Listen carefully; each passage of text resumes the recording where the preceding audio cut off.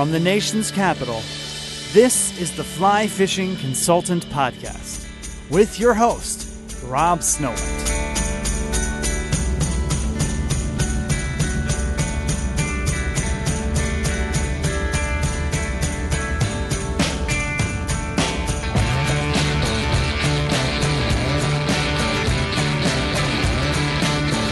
You have just downloaded the 258th episode of the Fly Fishing Consultant Podcast. This episode is brought to you by Korkers Footwear.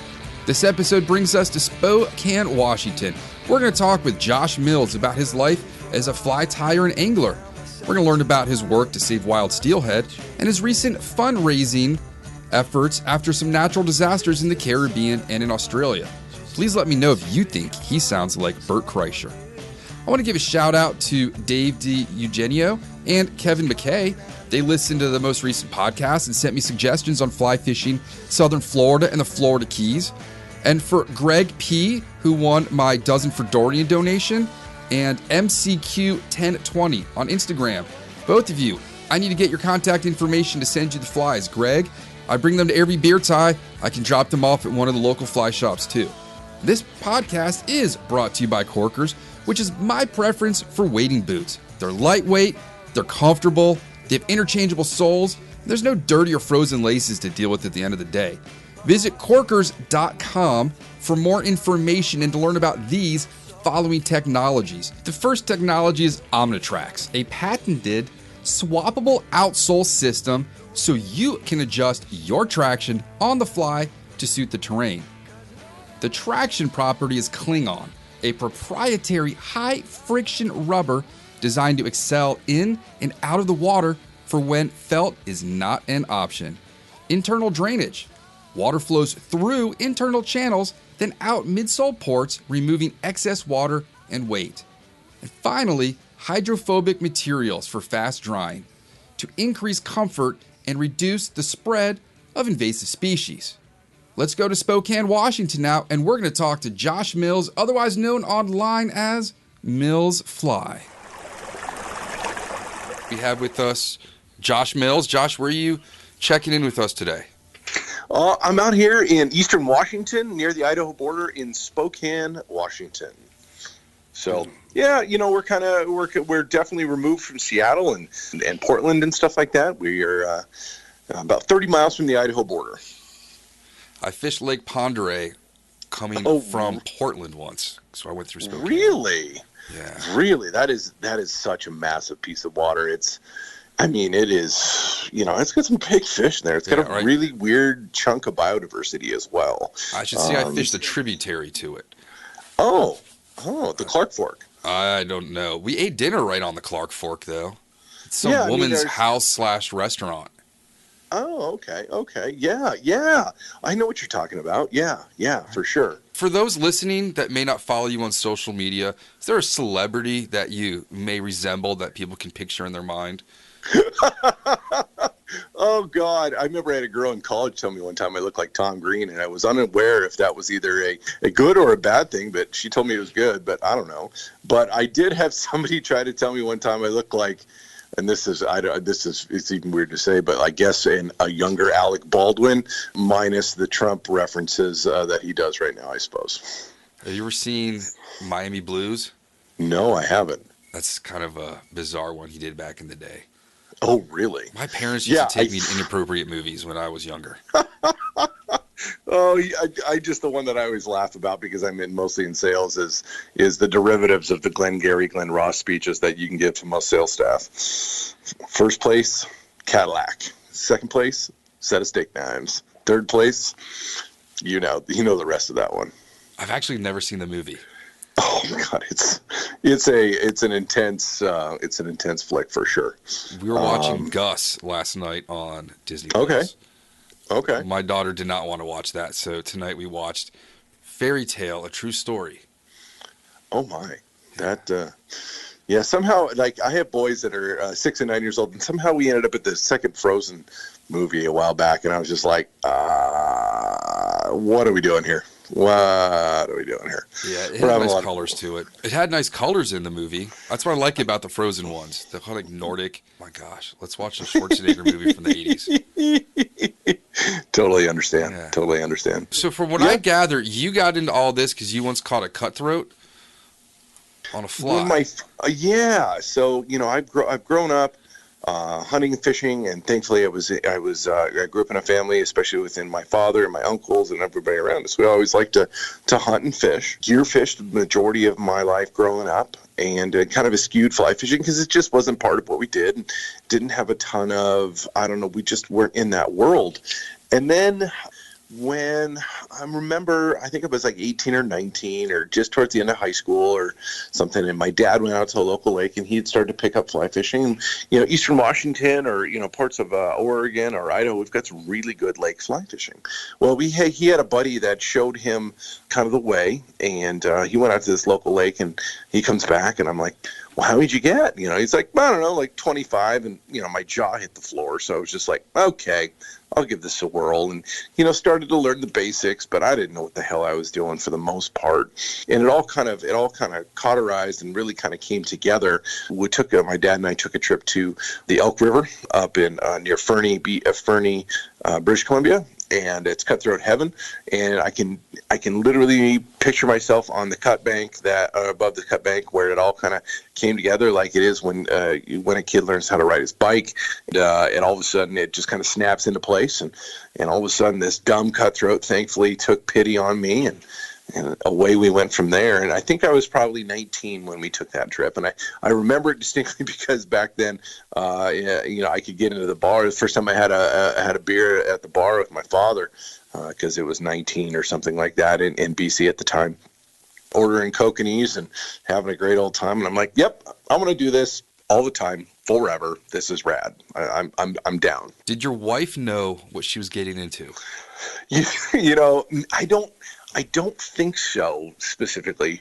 And I remember we have a joke, my wife and I, Callie, she has got a joke with regard to, when we were sitting down on our first initial dates, and we first started dating. I think we were just done with college. She graduated from Washington State University. I graduated from a school in Spokane called Whitworth here, and we both started, kind of you get to know you questions, right? And I remember, what do you think about hunting? Cool. What do you think about fishing? Cool. Do you like to fish? Oh, I used to fish with my dad all the time. I'm like, check, check, check. That's good. And now she just kind of rolls her eyes. She thinks I duped her but I at the same time said, I'm like, wait a minute. You said that I'm like, this is not what you told me. You told me you fished. You told me you used to fish all the time. But it's good because we've got a great partnership, and our boys are growing up like weeds, and she understands my need to be out in the stream or looking for steelhead, or rowing my drift boat or my raft down a river looking for trout or bass or whatever is available for me. What brought you from kid in the bar in Fernie to having rafts and tying crazy steelhead flies and living the fly fishing lifestyle, as one would call it? Yeah, and I think it has a lot to do with, I found my rabbit hole. I found the thing that I love. I found that we are blessed. Besides the lakes, we've got great rivers out here in the west. I can be on the Clark Fork River outside of Missoula in 2 hours. I can be way over in great cutthroat streams in hour and a half from my house. The Spokane River that goes through Spokane is a bit of a sleeper. It's right here in this. It's an urban fishery. Then we just have such variety around here. I think really that what sucked me in was, I think when I first started fishing for steelhead on some of the southeast Washington rivers, like the Grand Ronde or the Clearwater or the Snake, which are very famous. You don't really understand what a fish how bad it can turn you out until you catch a fish to the likes of a 10, 12 pound steelhead. And I know each region has its keystone. You guys are definitely have the the striper game, or some of that saltwater stuff, or some of the cool stuff that you get in some of the rivers. I'm just even jealous of the stuff that you guys get to do on things like the Potomac. And you never know what's going to be in there. That's just, I think it's so cool, yeah, right? I'm pretty sure I was casting to a tilapia last Friday. Yeah, it was twice as fat as a bluegill, and almost the same size. Same size, right? And I was looking down on it in crystal clear water, and I could see it from the top, but not the sides. I'm like, there's no way that's a bluegill. World record bluegill, right? You never know. So I think I think as you venture into adulthood and you marry all the things that you loved as a kid, and the adventure of going into wild places and using our public lands, and then really, really diving down the steelhead rabbit hole, it's kind of like I found my tribe, I found my people, I found the sport that I love, and I'm a bit of a junkie for wanting to be out and chasing fish. And at the same time, there's definitely some hunting mixed in there, mostly upland. I've got a good bird dog, and I like to turkey hunt. And just anytime it's like I can't sit at home with a good day outside. It's just like, all right, let's go do something. I feel like if you're sitting at home on a Saturday and just chilling out, it drives me crazy. I re-energize through being outside. Did you have anybody help you along the way? Was you self-taught? Where did some of the techniques and tricks come from that you're able to apply now? Sure. Well, first and foremost, my dad. His name's Faye. We started jokingly calling him Old Man River, because he's a little bit older than us. I'm on the doorstep of 40. I'm 39. He's 79, but he's still out there hunting and fishing probably twice a week. So OMR, first and foremost, he was the guy that we bonded so much through my childhood, through chasing pheasants or trolling on certain. We have a lake cabin and different things like that. Definitely him first and foremost. And then, it was, developing some friendships through the local fly shops around Spokane, the Silver Bow, which is a great local fly shop, or, North 40 Outfitters here which has multiple locations, just getting plugged into that community, right? And because especially within regard to fly fishing, because it can be a little weird at first, 20 some odd years ago, there weren't as many beginner classes, and I think that's really changed, and I think that's super helpful. Within regard to steelhead, and especially two-handed casting, steelhead first, there was a guy named Rick Heading, who was a guy that my dad and I hired for the first time to go on a guided steelhead trip down on the Grand Ron. Me and my dad just hit it off with him, and he's one of those guys that now we just are lifelong friends. Matter of fact, he's got a lodge now up in Prince of Wales Island, up in Alaska, and we're helping him try to figure out that spring steelhead fishery that they potentially have up there a couple of years ago. And well, if you need someone to help go up there and fish for him, you know where to find me. It's a jungle. It's crazy, man. So would those old guys kind of instill on you that a beautiful Saturday is too valuable to be spent sitting on the sofa watching golf? Yeah, I think that's just one of those things where my dad and I were just like, my dad was never a guy, and no bad about anybody that likes to sit and watch football all day. We were going to go fishing. We were going to go hunting. We were going to do these things because there's always, I was lucky, and I feel lucky to have the drive that my dad had and has. And then, we got to, you make friends with guys like Rick. Or, I got to be, there's a funny joke in the Northwest of how a lot of guys ended up becoming friends was before Facebook really took off and Instagram and other things like that, there were the forums, right? And in the Pacific Northwest, there was it's still there and still cooking along. It's called Washington stoneflyfishing.com. And I remember one time my buddy and I, his name's Joe Willauer, who was a great guide for years. He still hobby guides a little bit, but he works for an economic development council over in Montana because he got a big boy job because he got his master's and everything like that. We're sitting at dinner one night, and it was just like, who is the wife? His wife, Kayla, was like, "Wait a minute, you guys didn't go to high school together. You don't work together.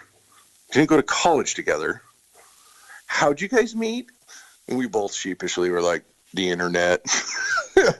And so there's actually a real big contingent of people who can owe their friendship to that goofy website. I mean, just even if you go back in the history of certain things, like within our sport, like Angler Exploration Group was born out of a lot of the friendships that were formed there, which begot a lot of big things in the fishing industry, whether that be, the film tours, and, you get to know all these people, and it just kind of, again, I found my tribe. And there's some great stories from that website, but those guys, which then brought me to some of my best friends. Like, I was just over in Montana with a good buddy named Matt Clara, and he was a good friend who I got to know from my mentors and someone like Brian Chow. Or Mike Davidchak, and a bunch of other people who kind of took me under their wing within regards to especially two-handed spey casting, because that feels like asses and elbows the first time you do it until you have somebody kind of give you a little more pointers. And granted, again, there's just so much more out there now for people to learn and figure out and stuff, but there's nothing better than just some dudes or gals that just take you under the wing and say, here's how you do it, Rook, and then keep going. Luckily, I found success. The numbers of steelhead have kind of gone up and down, and we're in a real down cycle right now. I'm headed down to Oregon in a couple of weeks to go winter steelhead fishing with a couple of buddies that, I don't get to see them but twice a year, but it's like when we see each other, we haven't left anything off. We're kind of all tuned to the same wavelength. Speaking of Oregon and steelhead, you also are part of the Wild Steelhead Coalition. Yeah. It's I'm lucky to be one of the board members of that organization, and I'm very proud to do that. And we're mostly Washington based, but definitely have our fingers in the pie of some issues and advocacy things that are happening within regard to the entire range of steelhead, from Alaska down to steelhead used to go into, northern Mexico, but of course not so much now, but still have remnant populations as far as like Malibu Creek. We're working on a lot of different projects, whether it be, there's a real issue in the state of Washington right now as we record with the state just allowing, we kicked out the Atlantic salmon pens a couple of years ago, and now they just approved triploid rainbows to go into those pens. It's just, it's craziness. And so working on advocacy, habitat, angler opportunity, and at the same time advocating for wild fish and wild places. I think with those offshore pens that everyone saw at Jurassic Park, yes, predicted that's exactly. Everything. We already know what's going to happen.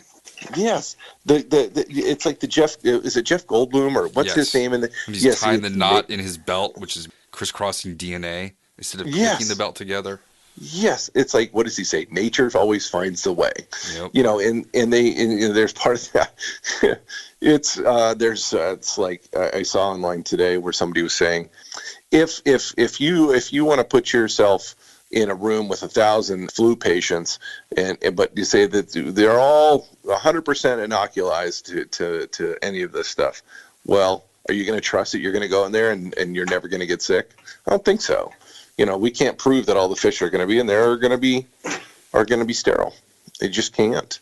That alone is a biological disaster with the effluent. It's like having a feedlot on top of public water. It's crazy. You all have fish that trace positive for cocaine in that water.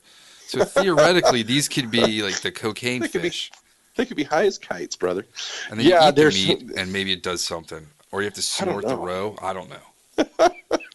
I'm sure someone snorted roe before. Yeah, I'm sure there's people have chased their high any way they can, I suppose. That could be the next event. Yeah, I'm still here. That could be the next event at a Iron Vice, maybe. Iron Flies snorting roe. Yeah, I'm going to take a hard no on that one, to quote Letterkenny.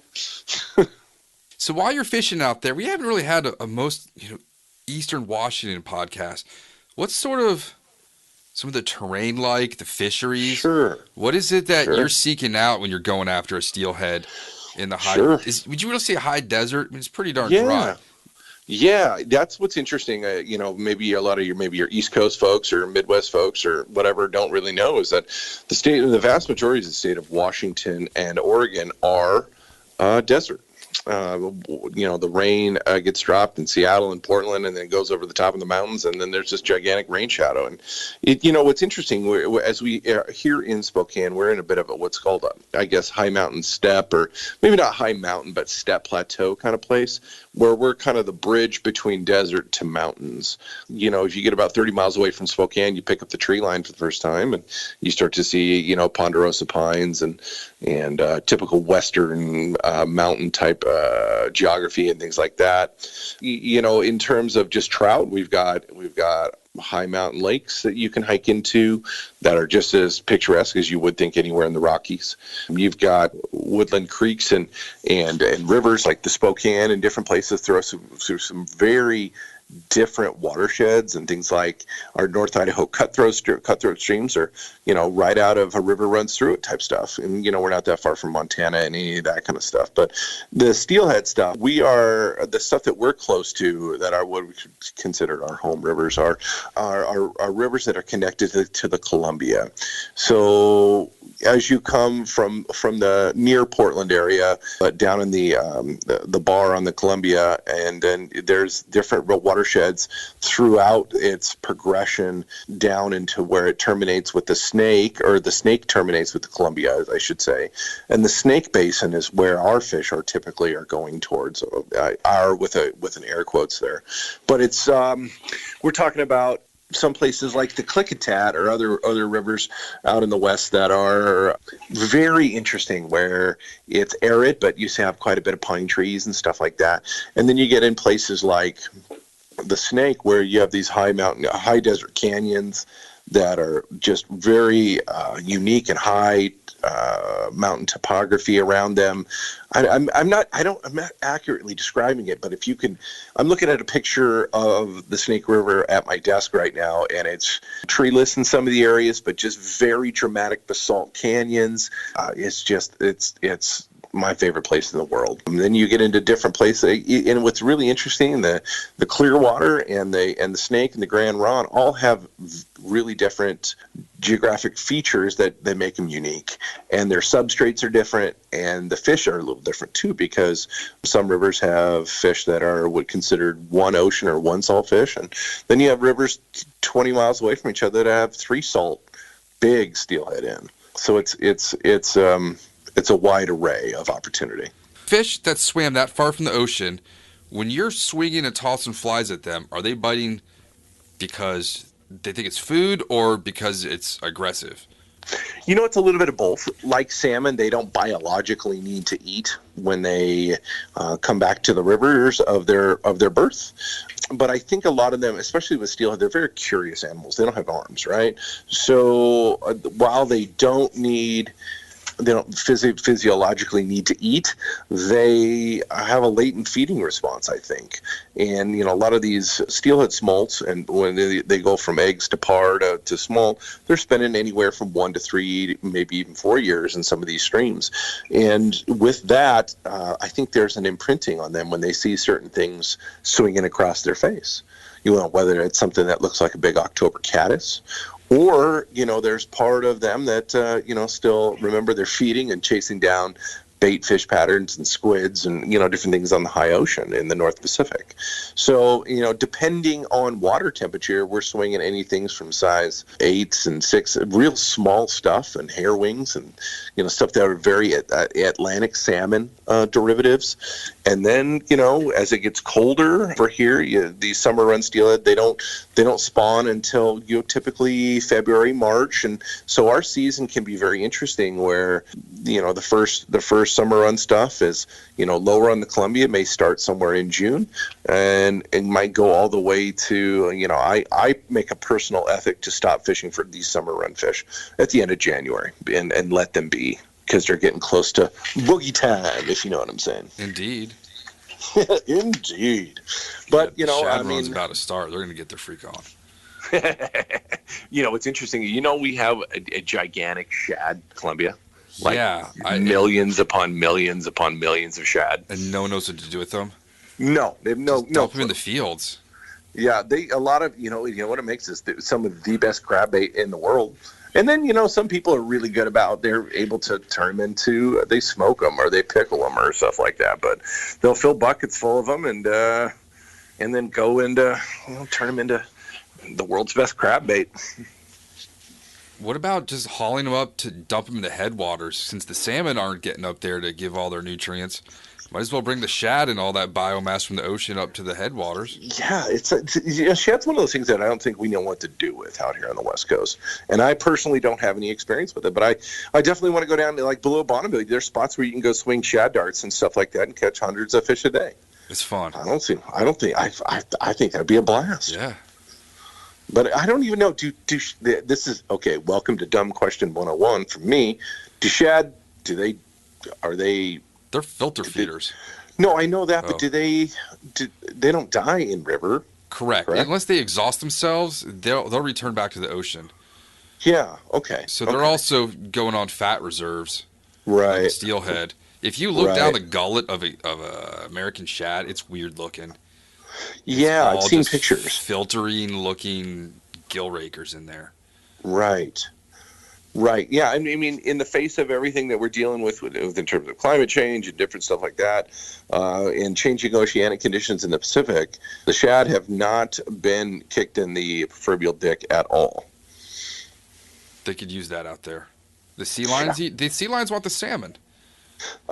Those things are pretty voracious, and I don't know. Yeah, I know we have some issues with some really naughty sea lions and stuff like that need to be taken out. That's for sure. They've just started to allow for certain culling of those things, but there's ones that they'll trap and they'll move 400 miles down the coast, and a couple weeks later, that son of a gun will end up right back in the fish ladder again. That's crazy. Yeah, they know what's going. They are not dummies for sure. With the flies we were talking about, sure, you tie a lot of colorful things with lots of flash. How do you maintain a tidy tying area in a house? I don't. I'm lucky that we a while back we moved and I was afforded my own my jokingly call it the man room. It's just an enclave of my tying. I just have, my wife calls it the feathers and frills room. And I'm pretty sure I could outfit some Mardi Gras parades, that's for sure, with my amount of stuff. But, my program is I get up in the morning and get some coffee, go walk the dog, and usually have an hour every day that I try to tie. And, with in respect to some of the charity stuff I've been doing, I'm a little backed up on my orders right now, but that's okay. It's no problem. Well, let's keep talking about your tying, and then we'll talk about the charities. Sure, no problem. What made you decide to get into tying? I think it was just a natural extension of wanting to have more layers and more depth of contact with the sport, because I always want to try and get embedded and go, okay, well, these flies are cool. Well, other part of the fly shop's all this furs and tinsel, and I want to learn how to do that. So I took a beginner fly tying class, and it's just like anything. I just doggedly spent more time, but thankfully a lot of my mentors are exceptional fly tiers, and I would get excited about something, and then that I tie, and I would send it off to them, and they'd be like, good, but try this. And rather than, or what would you do if you tied it with half the materials, or they would do it without telling me what to do. They would try to help me down my voyage of discovery with, okay, why'd you do that? And why'd you do that? And talking a lot about intent and why is this happening? Well, what do you think if this, if you add this material or this weight, what is it going to do? Which allowed me to kind of open my mind and figure out different ways to do stuff. And then, just time at the vise and sitting there and go, okay, well, I want to tie some intruders. I remember seeing Ed Ward's Skagit Master stuff, and I'm like, oh, that stuff's so cool. And then I started seeing flies like hobo spay flies, and I'm like, I'd sit and look at it. What that was, but you sit and look at them, and you're like, oh, okay. And then you have the illusions of you're going to save money, but no one ever saves money by tying flies. That's for sure. But you can tell your wife for a period of time that I'm going to save money, but then everything starts stacking up, and you're like, wait. She's like, how much that cost? And luckily she just giggles at me and doesn't bother. She knows it's my vice to have a bad pun. But then I just I got a little bit better, and thankfully, there's through social media, there in Instagram, you can kind of dive down those rabbit holes and kind of pick up tricks and get inspiration from other people, because that's how an idea gets transferred rather than this cloak of secrecy of what it used to be. What are some of the materials that you go back to more often these days? I've really gotten to a muddler kick over the last year or so, and I just love the ability to shape deer hair. I'm no Pat Cohen and those guys that are just unbelievable. That's been really cool. My cheater tip for anybody that's out there building steelhead flies, or anybody that uses composite loops. I mean, composite loops are fun, but they're hard. And my cheater thing is EP anadromous brushes, or EP brushes will build the same shoulder in 1/10 the time that you do when you're trying to build like intruders or, different kind of flies like that. So I use a lot of that, and I use a lot of, I'm a big fan of peacock. It seems to always just make a fly go. And then anytime that I can get my hands on stuff like blue-eared pheasant, or different things that are substitutes for heron, because of course that's illegal, just things that makes those flies just look classic and beautiful. And then I'm a big fan of reading a lot of older books and seeing what people have done 50 years ago. If you look at I try to scour Craigslist and stuff for different things in old collections of stuff, and I'll go look at them. And the thing that makes you realize that we're in the golden age of fly tying for sure right now, because you look at some of the stuff that came from old collections that I've seen, and you're like, man, this stuff's garbage in comparison to what we tie with now. Yeah, the tools, some of the threads, the tensile strengths, the quality of the feathers, all the synthetics. Oh, Jesus. I mean, it's like... And then I got all my Solares bottles right here. Cannot go wrong. No. And I'm just kind of diving into that UV realm right now and trying to figure that out a little bit. And, I'm pretty decent. I'm okay at steelhead stuff, but I'm always like, all right, so what's something I need to work on? I'm terrible at dry flies, just because I'm like, ugh, I'd rather go buy them. But I want to get better at that. And I think there's always a goal, and I think that's really cool, the ability to try and find other things that I'm not good at, and trying to figure out streamers better, and things like, it's just, there's the rabbit hole again is never ending. And thus you accumulate more and more material that the wife laughs about. Yeah. She's like, can you just pump the brakes on some of this? I'm like, no, nope. I'm not sitting at a bar, being stupid. I'm sitting in my fly tying room. Can't get into much trouble there. No, other than, a bad back and or eyes from staring at your stuff too close. I've got this LED lamp now from Amazon over my desk, and it is absurdly bright in here. Really? It was $22, and it weighs nothing. It's just hanging on a chain from the drywall. Oh, very nice. Very nice. I installed one in the laundry room, and I went to show my wife, and I clicked it on. And she's like, oh, my God, our laundry room is disgusting. I just never been able to see it. We had and then the hot water tank broke 3 days later. So we ended up being able to see everything. I was just standing there, and all of a sudden, I'm like, why are my feet wet? And the whole thing just drained onto the floor in about 10 minutes. Yeah, we just had a hot tub do that as well. That was a mess. And I didn't realize for about 5 days that it came into my office with my nasty carpet. So then I had fans in here. Oh, it was a mess. Oh, God. That sucks, And we have a Ukrainian plumber guy that you call him at any time and he'll show up. So we were at Home Depot buying parts in a new hot water tank at $9.50 at night. It was crazy. Oh, God. But we could see everything. Oh, yuck. Yeah. Sometimes you don't want to. I look at my desk, and I probably should, I bought this desk at a home improvement store, and it was used, and I'm like, I don't even, now I've spilled so much junk on it, and coffee and beer and different stuff. I'm like, it's part of the allure of the whole thing, probably. My table's painted white, so everything stands out, but it's covered with so many things that it needs to be repainted, and I can't take it out. I might have to just get white contact paper and put it over. Yeah, and then my lovely wife, she's like, I need to help you with your organizational systems down here. I'm like, no, walk away, don't touch my stuff, because this it's my own mental mapping I have right now. My wife's happiest when she can go to the laundry room and my office door is closed. She doesn't want to look in here. Yeah. The only thing I have to tell my boys is like, because every once in a while I go around and mess around with my stuff, and I'm cool with that. But I'm like, okay, these are the special feathers. We don't mess with these, like jungle cockcapes and blue-eared pheasant and, other things that take a little bit more. I finally put together a bin of stuff that is the anytime you guys want to have at it file. That's the chenille, and I made the mistake of letting my daughter play with whole skeins of it. Oh, no. Yeah, I'm like, that was a bad idea. There's just pink fuzz from all the pieces that cut up. Just like, ugh. It's always the pink stuff they go for. Right. Girls in the house. For sure. So tell me about the tube flies. Was that one of the things you decided, hey, I've done intruders, I've done something else? Yeah. And now tubes are the next thing, and of course, then you have to buy the apparatus. What vise do you tie on? I just tie on a standard Regal, whatever pedestal vase. So do you have an attachment for tying on tubes? The easiest thing in the world, and this is the little hack that I got from some of my friends, is just using a Pro Tube needle. It's $15 or $16. It slides right in the jaw like a big hook. And rather than, because I bought initially the HMH adapter, but that always seems super clumsy.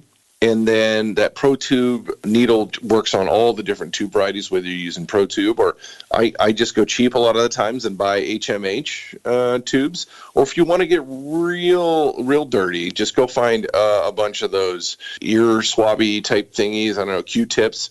And there's some they make that are made out of tubes.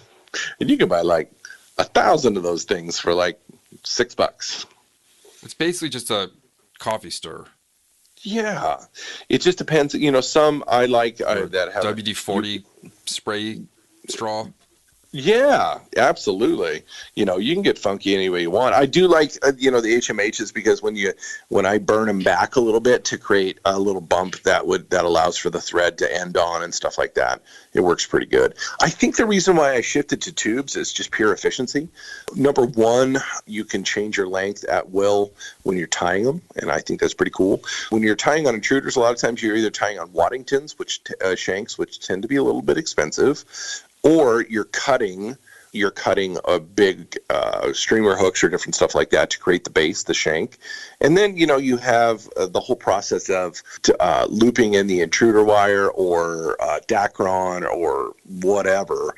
And it allows, it's one of those situations where it takes longer, right? It's an issue of efficiency. And if I'm sitting out there working on orders or, people want to buy flies from me or whatever, I certainly can do that. It's no problem. But I find it more efficient, and I like the way that they act in the water, so maybe just a little bit of personal preference. Also is when you're tying on tubes, you foul your hook. It's no big deal. You just switch to another hook because you're not having to deal with trying to unthread the wire or anything like that. And there's nothing worse than tying a great intruder also at the same time on a shank, and then it going kind of kinks or something happens and the hook isn't riding properly. And that it drives me crazy because you're just like this sucks, this, and then you can't run your fly. You got to figure out how to change the hook, and then you just end up not fishing that fly. Well, if let's say you hang up on something and you bend the point on a hook, swap it out. Do you have a hook preference? Yeah, actually I do. I found that because if like the standard hook that you use on an intruder, or a lot of times is owner SSWs, whether it's a 1 or a 2 or a 4, depending on the size of the fish you're going after. I've switched over to Gamakatsu drop shot hooks, and it's the dorkiest, nerdiest thing that I noticed, and it was because you'd put the owners into the tubes and seat them into the junction tubing, and it would canter the hook up, and it was my impression and a lot of my other buddies' impressions that were like, you're going to miss strikes on that because the way the hook is cantered up, because the way that the eye is tipped, when it goes into the junction tube, and it just turns it up a little bit, right? Well, the Gamakatsu drop shot hooks are a lot flatter. And so when you put them into the junction tubing, it creates a better line, I think, in the hook from top of the hook down to, top of the tube down to the bottom of the hook. It's much more like you can see a fish is going to get pinned really, really well. And plus, they're sharp as all get out. Those Gamakatsus are filthy sharp. Yeah, and just the nature, and it's just sitting there staring at walls of hooks and kind of going, how could I make this better? And that's like our mutual friend Brian Chow. He's always kind of, we're always tinkering. I initially started using those Gamakatsu drop shot hooks like a size 1/0 for skaters because they just had something different. You want to throw something different at them. They work, man. My last steelhead question. Yeah. Are Great Lakes steelhead, or are they lake run trout? You had to ask me that one, didn't you? Well, I can ask the people out there the source. And I definitely don't have any hardline answer on something like that. I think it's awesome that resource is there in the Great Lakes. By definition, they're not steelhead. They come from steelhead origin. If I lived anywhere near, or had if I had a trip to Cleveland, or if I had a trip to anywhere near the Great Lakes, I would immediately try and go fish for those things, and I would do it with the same kind of passion as I do back home. But to be a steelhead, to me, it's got to touch salt water. It's got to get out there and it's got to fight those battles. But the salt they put on the roads in the winter doesn't count. Not officially. But like I said, if I found myself in the Great Lakes and I had a chance to go steelhead fishing, I'd be there. Right on. All right, so let's talk some of the charity work. There was a hurricane last year into summer, pretty much destroyed most parts of the Bahamas. And you decided you could a clever way to raise funds for the Bahamians? Yeah, I guess that's the right term. It's a place I've never been to, but I've really aspired to, and I have a lot of friends that work through there or spend a lot of time fishing in the Bahamas. And Abaco and Grand Bahama, even now, are sitting in some really tough shape. They figured that in places like Abaco, I'm going to screw this up, but let's say that the landmass is 30 feet above sea level at Attias. They had storm surges that almost were 30 feet. And so, it's like they took a gigantic eraser to those islands. And so many of them are so dependent upon tourism and dependent upon the fishing industry to bring the tourists to some of those places. And those lodges are just whacked. But it's not even so much the lodges. The lodges are insured. It's the guides that have lost their homes, that have lost their boats, that have lost their motors, that have lost electricity. There's parts of the east end of, I believe, I can't remember if it's east end of Grand Bahama or Abaco. There's like 30 miles of an island that just still to this day doesn't have electricity. And I just was like, it just felt gut wrenching to see a lot of that stuff happen. I've got friends like my friend Dylan Rose, who works for Flywater, or I've got a lot of friends at Yellow Dog or different places where, there was a real sad story coming out of the wake of those hurricanes. And I've fished I was lucky to go before we had kids. I went down to Belize a couple of times and got to experience that kind of fishery, but of course not the Bahamas. And I've tried to in vain on some Hawaiian islands for those Pacific bonefish over there. I just there's got to be something that we can do here. And, I'll sell a dozen flies on a normal situation for, $100 or whatever. But I was like, maybe I could start a little auction or something. I literally is one of those moments where you're just like sitting in the shower going, I wonder what I could do. Wouldn't it be crazy if kind of situations? So I tied up a dozen flies, steelhead flies, challenged a bunch of friends. And it was it all kind of came together via two main other characters in this. Is that my buddy Brian Gregson, who works for Yellow Dog and is one of the best videographer and cinematographer / photographers, whatever you want to say it, in the entire outdoors. He's like, yeah, this is great. And then I noticed that Yellow Dog had something called the Yellow Dog Community and Conservation Fund, because I needed to find a place that where could we, if this auction thing took off, right? And you're not dealing with net, the net of your dollars raised, that they would go somewhere with impact, right? And really help people in the fishing community who have lost everything. And then Gregson shared it with his friends, and now my friend Clark Pierce, also known as Cheech from Fly Fish Food. He's a creative feller, and he came up with the hashtag dozen for Dorian. He then puts up a dozen, and then boom, boom, boom, boom, boom, boom, boom, the viral nature of the thing kind of took off. And it just kept going. New person would show up, and some of the best fly tyers I've ever seen. Guys that are tied in full dress Atlantic salmon flies and everything like that. I'm just going, oh my God, I can't believe this is happening, right?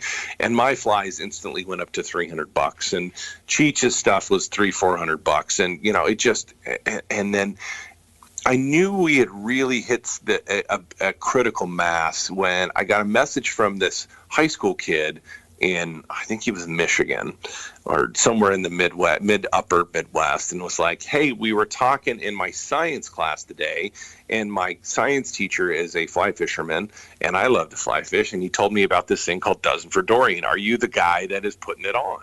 And I was like, whoa, because here is a community binding together hundreds of people who have really know each other, but under the banner of using their hobby and joy to create funds for people who are really kicked and knocked down. And I remember it really took off. Also, we had scheduled a trip to, we did our parental penance and took our kids to Disneyland. Never again, thank God.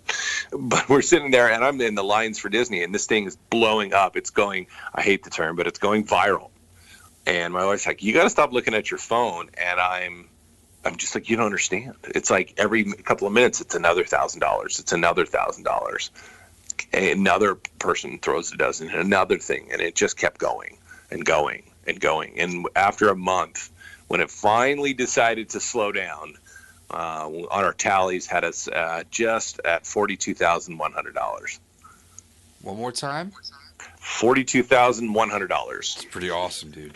Yeah, man. And and I was getting reports from Dylan Gruber, who is the administrator of the Yellow Dog Community and Conservation Fund, and he lives over in Bozeman. And I'm like, so what are we doing? And he was telling me about the medicines they were buying, or sponsoring mobile medical clinics, or diapers, or antibiotics, or lumber, or generators, and stuff that, basic life elements to make those people's life get back to normal as fast as they possibly can. But we know it's going to take years. It's not over in a month for any stretch of the imagination. And it's my hope I can get down there in the next year or so and try to contribute some more money down there in the form of a fishing trip. It's just one of those things where I love our culture or subculture of fly fishing, because we had, and then, upon just fly tying, we had guides reaching out going, here's a dozen flies and a guided steelhead trip, and here is another trip. And here's people that are actively taking hundreds of dollars out of their pocket and giving it. And I didn't have to beat the bush very much, if you know what I'm trying to say. I didn't have to urge people very hard. You also did it a second round for the bushfires down under. Yeah, it's just a glutton for punishment, I guess. But I lived in Australia in 2003 after college, and I played college baseball, and I got an invite to go down and play out of Melbourne. As they say, Melbourne, there's no R. And I fell in love with that country and the people, and I still have some great friends that I see every now and then who roll through town or roll through the United States, and it printed on my life how awesome these people were. And I had a cousin go down there, and he's a smoke jumper for years, and pretty high level wildland firefighter guy. He's like he runs command centers. He went down there for 36 days, and he gave me some scope of what they were dealing with down there. The biggest fires in the United States in one setting, maybe 500,000 acres. The one complex he was working on was over 1.4 million. And And there was dozens of these kinds of complexes. So, I don't know what I haven't checked at the estimates lately, but the last time I checked, it was closing in on 20 million acres. And that's without scale. I mean, that just, I don't know what that even is, because, when the fires went through Yellowstone in the early 90s, that was the ones that were 400,000 or 500,000 acres. We were dealing with, stuff in the West, and we have some real wildfire issues here in the summer when we don't get the proper amount of snow and we go through drought. And, we have a fire that's, 100,000 acres, and it literally blacks out our skies. At one point, Spokane 2 years ago had the worst air quality in the world because it was convergence of Canadian, Western Washington, and Montana fires all in one place. We had like 400 million or whatever the parts per million or whatever. We had worse air than like Bombay or Shanghai. We're going to get 3 inches of rain in the next 20-something hours. I can get it redirected out your way for when you need it. No, it's okay. We're hitting pretty good snowpack these last 2 years. But anyways, I remember I dropped an Instagram post and I was like, y'all want to get the band back together? And here we go. And the same thing repeated itself. And it's just finally slowing down after a month.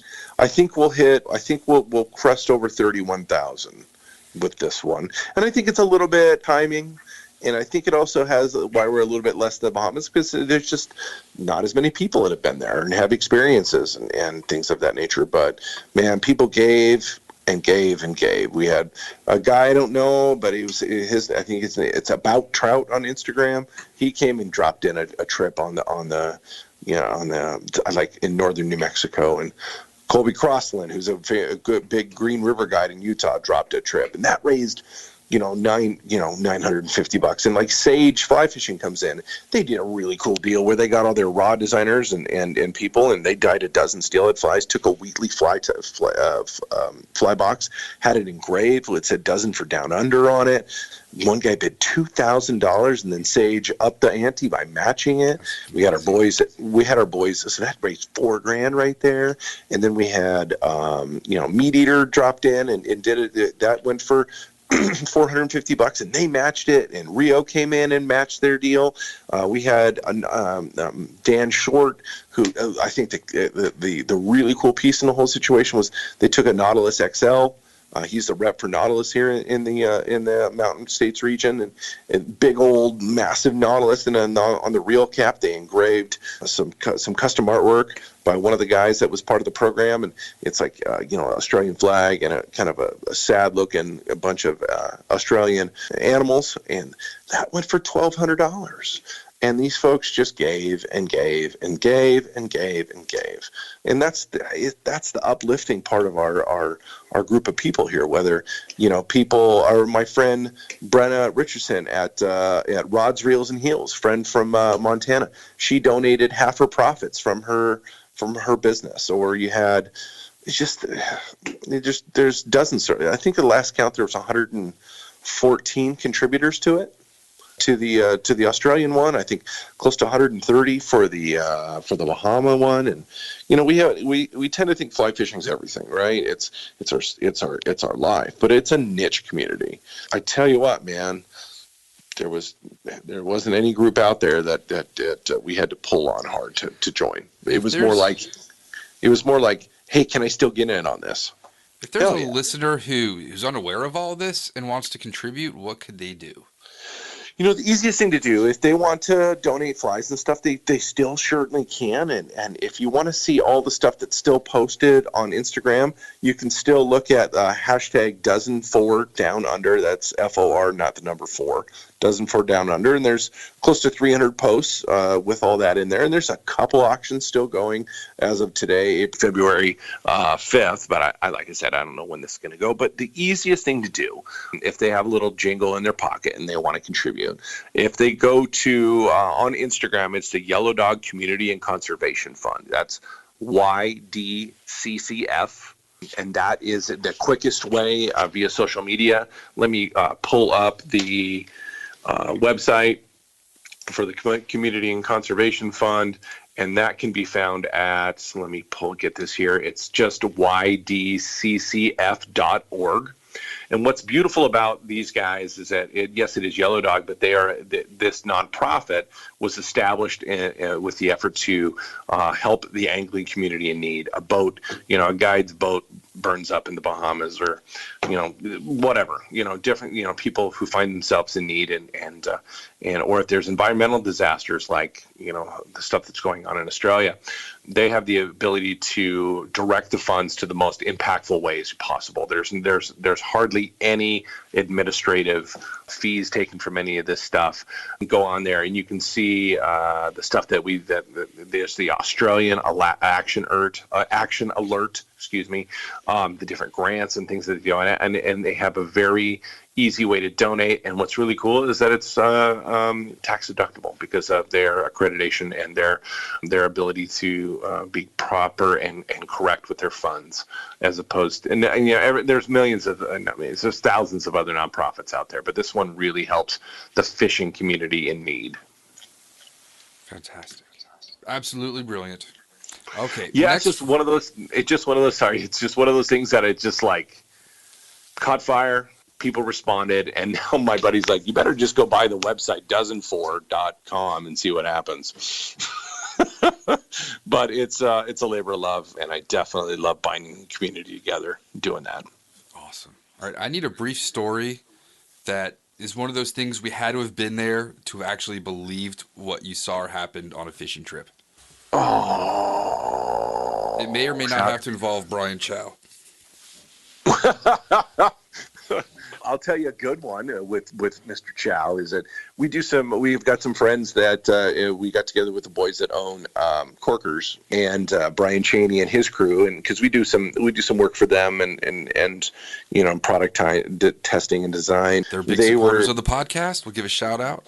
Nice, Mr. Cheney out there, good dude. He is what a great company. They really are constantly trying to fix any of their errors or work. They're constantly trying to work because we are an exacting bunch of humans in terms of fly fishing. We expect everything for nothing half the time, and man, do they stand by their product? That's for sure, through thick and thin. Oh, anyways, so we're fishing the famous salmon fly hatch on the Deschutes, and with the Korkers boys, and there may or not been some eating of salmon flies in which to produce better karma. And I don't know if you've ever seen these big, gigantic California, whatever the Latin name is. I'm not that dork, but they're big. They're real big. Pteronassus californicus, California, something. They're long. Big, gray, little orange collar. Yeah. And you guys have hot sauce at all? Yeah. So the deal is they'll land on you, and you've never been so excited as an angler and so creeped out as a human, because you're just like, they're so stinking big and there's legs everywhere. But I didn't give it. I'm such a bug nerd.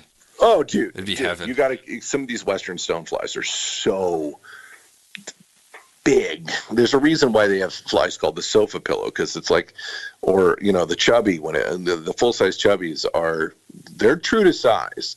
They big, and they fish gorge on them. But there's certain times where it can be a little bit off because maybe the fish have eaten so many of them. Well, I may or may not have just started to eat them because I thought maybe if I became one with the stonefly, maybe I could induce a few more. I can neither confirm nor deny my ability to get more fish in the boat, but we definitely had a good time on that trip for sure. Did it taste like chicken? They're awful. They're metallic and gross, but you've had enough vitamin R's or cervezas on a trip, you'll do some funny things.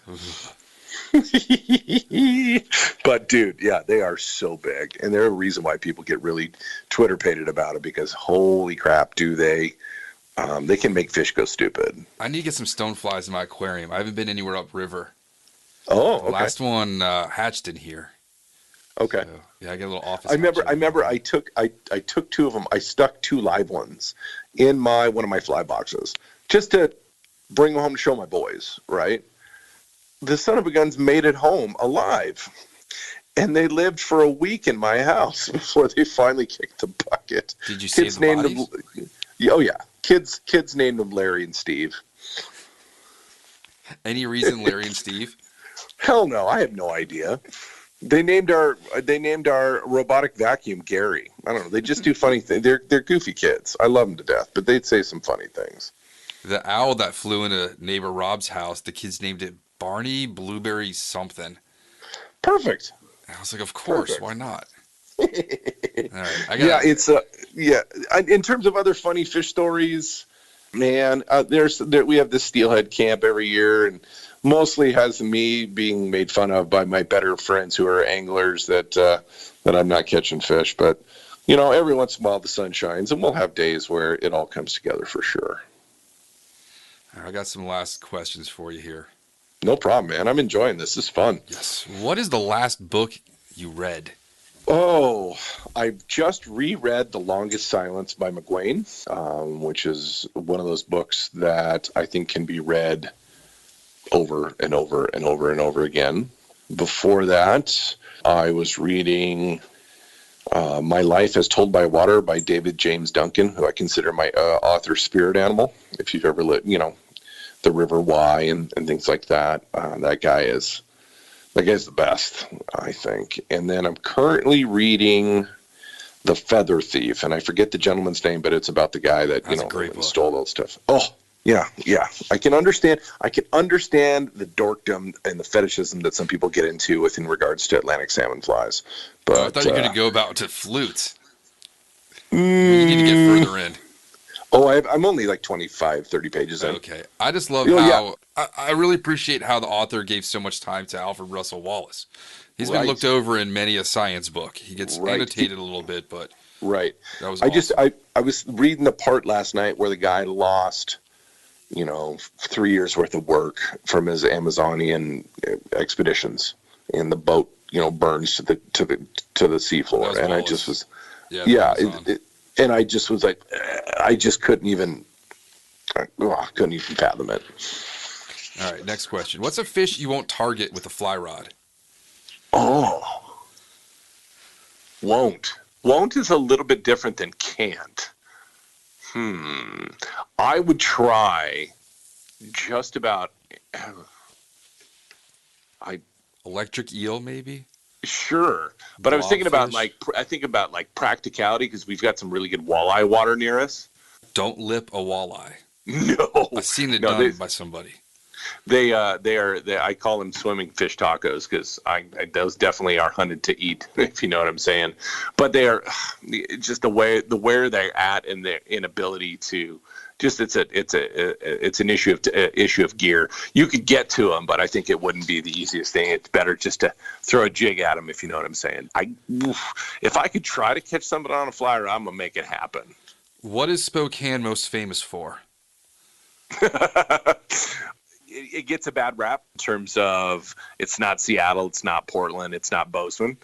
It definitely, without being the Chamber of Commerce, you can call us Spokanistan or Spokompton, and I'm just fine with that, because I'll keep my affordable housing, I'll keep my low traffic, my good school, great public schools, open spaces, Western living.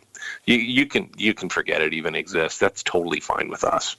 Unfortunately, it's one of the hottest places to live in the world, in the United States right now, because it is so affordable. It's got great cuisine. You can ski at 10 mountains in 2 hours, rivers everywhere, but it sucks. Don't come here. We're going to put the word out. Yeah. When you're consuming a hot dog, ketchup or mustard, what's your preference? I will go 75% mustard, 25% ketchup. Okay.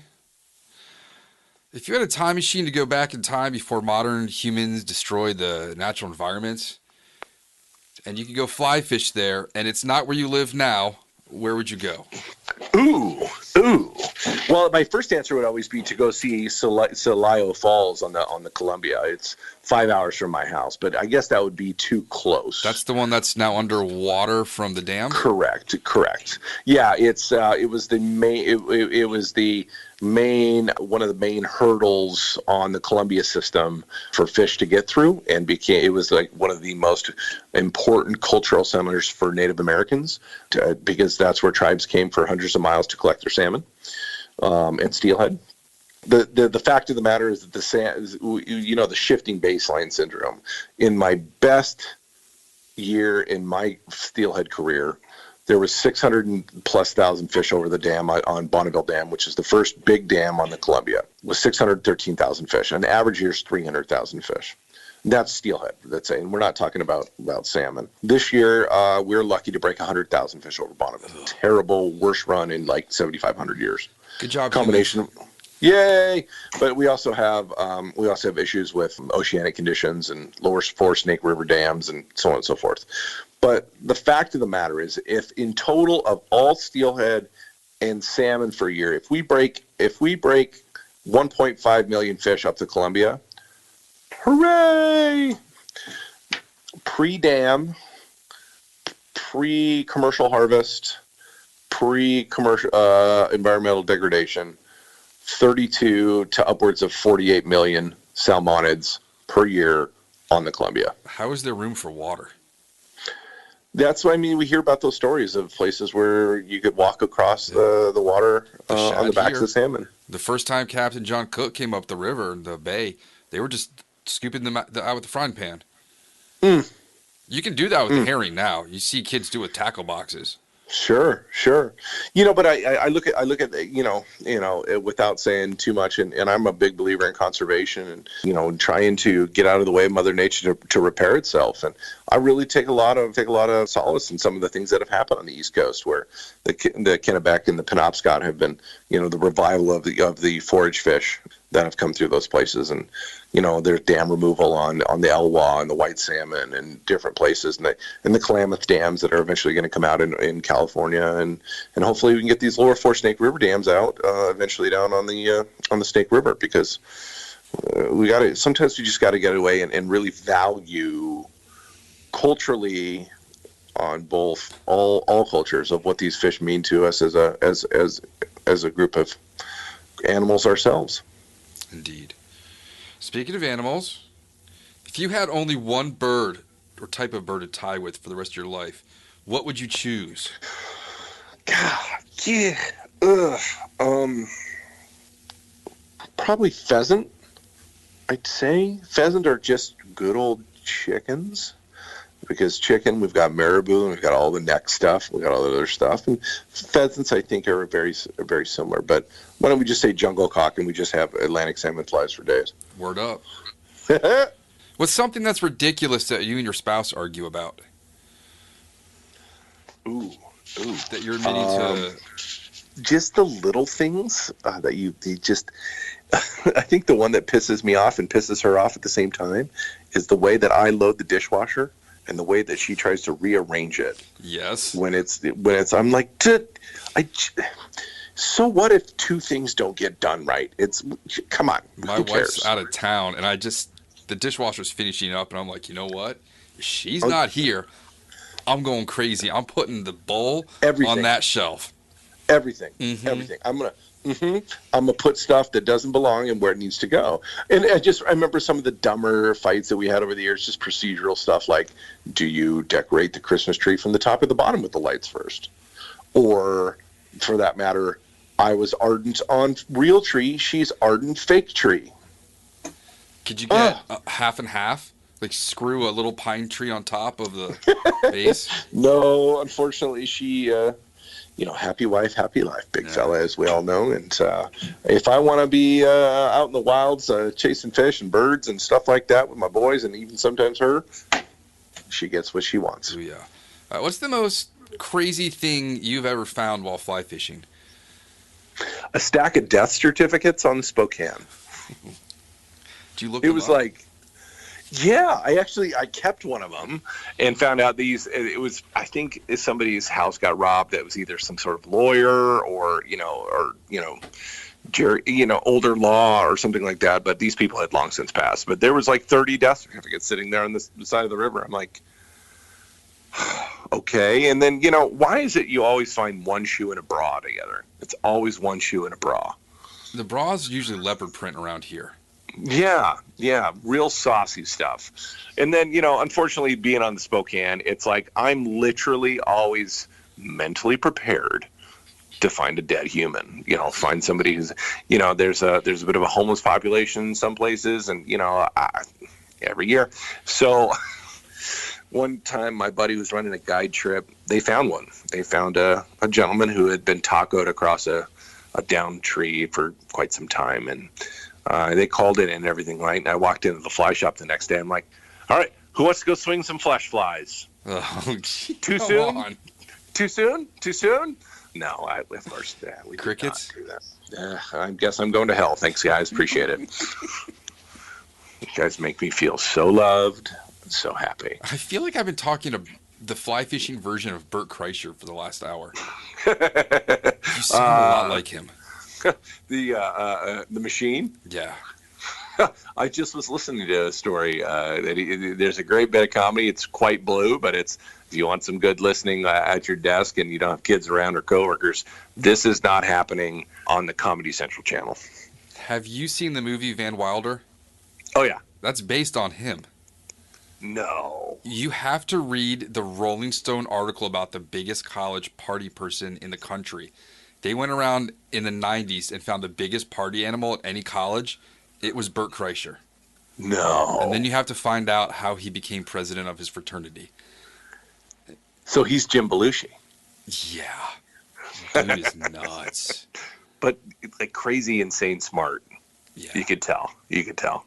He's messing around with KGB agents as he's going to Russia, and I'm just like, that guy's got stones, because I ain't got those kind of stones. What's your favorite cryptozoological organism? Cryptos. I'm gonna have to put Bigfoot. That doesn't exist? Doesn't exist? Or hidden that people believe Mothman maybe. We know the bunny man out here was just a guy named Frank in a bunny suit.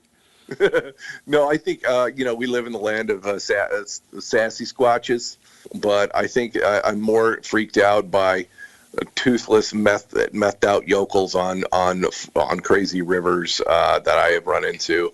One time my buddy and I were working our way down a pretty narrow slot canyon in way northeast Washington, in a place where people go because they don't want to be around other people.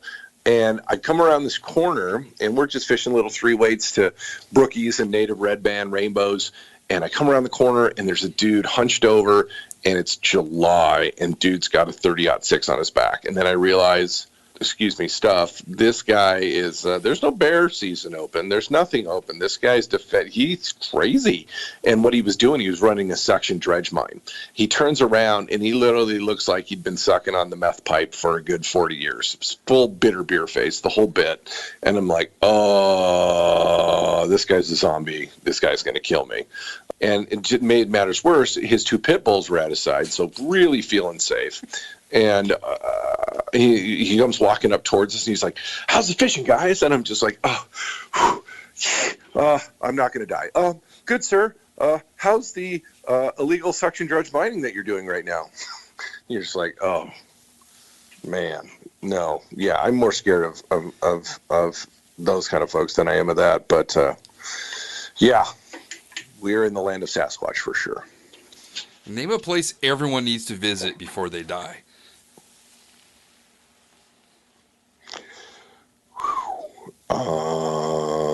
Doesn't have to be like a wonder of the world, just something that everyone needs to see. Could be the big ball of yarn and well, I haven't. Thankfully, my parents have kept us out of most tourist traps and things like that. But I think if I got to Mount Rushmore, there was a cloud, so I'm still convinced it's fake. Well, I was really impressed by Haleakala in Maui. The volcanic crater. But I almost drove off the road and hit a cow because you have to get up at like 3 a.m. to go see the sunrise there. That's pretty rad. Yeah, I would say that. There you go. Okay. The last and final question before we get you back to your early evening on Pacific time. Yeah. You could go on tour with any band from any era, be it a roadie or a playing in a instrument thing. Sure, like the triangle. Yeah, more cowbell. Well, I was, the first album that I really bought as a kid, because everybody goes through their Led Zeppelin phase, when they're 13, 14, 15. And I was super into that. I was super into Led Zeppelin. Got really down in the geekdom of when they did their BBC sessions and stuff like that. But to see that kind of power come out of a band that can last that long, really cool. Also, the other one would probably be the one concert I would love to been at is go check this out on YouTube if you're a Pink Floyd fan. They did a concert in the Coliseum of Pompeii. The one that was covered. It was at Vesuvius that covered it, or I don't know, whatever. In ancient times where they covered that whole city up, Pompeii. They played a full-out concert with no concert goers, just them with massive speakers. You can find it on YouTube. It is amazing. I have to watch that with my kid tomorrow. It's like 25 minutes long. It's worth every second of listening to it. All right. Mr. Mills, where can we find you on social media if we want to follow and maybe contribute and look at all of your amazing flies? Thanks, man. You can find me on Instagram at Millsfly, MILLSFLY. Still maintain my blog that I've run around with for the better half of 11 years at millsfly.blogspot.com. And then let's see, what else am I missing here? Twitter at Millsfly, and then Josh Mills on Facebook. But I will tell you, there are two fishing Josh Millses out there. One of them works for Yellow Dog, actually, and is an outfitter and guide out of West Yellowstone. One time I got an email from this lady who's like, "Hey, loved our trip on the Yellowstone. Can you send the picture of Bert and his large brown trout? Here's a picture of me on the fire hole catching fish next to bison." And I'm like, what? I happened to go on Facebook and find this other guy. I'm like, is this your guy? And now it's really interesting when Josh Mills likes Josh Mills' picture on social media. See, I don't have to worry about that with my name. But Trent Jones, our buddy Trent Jones, there's like 3 Trent Joneses on Facebook and Instagram. Oh, geez. Yeah, man. Yeah. I used to think Mills was a uncommon name, and then I opened the phone book when I was like 12, and I'm like, oh, it's like Smith. They just skipped over us. You know how many times we get phone calls? Is Sleepy home? All the time. One of my favorite comedians is Matt Bronger, and he's from Portland. And him and his friends, when they were young teenagers, would try to find the weirdest names in all of Portland and prank call them. And the one that they settled on was Eggly Bagelface. That's pretty terrible. Yeah, I can't comment. No, Mr. Snow White. Yeah. All right, dude. Well, thank you so much for your time. Hey, man, this is fantastic. And thanks for the opportunity to spin some yarns and talk fishing and talk aspirational stuff. And I love your podcast and feel honored to be a part of it. Thank you. We'll have links for all the stuff you do and work with and whatnot, as the kids might say, up on the iTunes and throw it on the blog. All right, dude. Thank you. On the interwebs for the Google machine. Yes. Right on, man. All right. Thanks. Cheers. Thank you for joining us for the Fly Fishing Consultant Podcast. For more information or to contact Rob, please go to www.robsnowhite.com.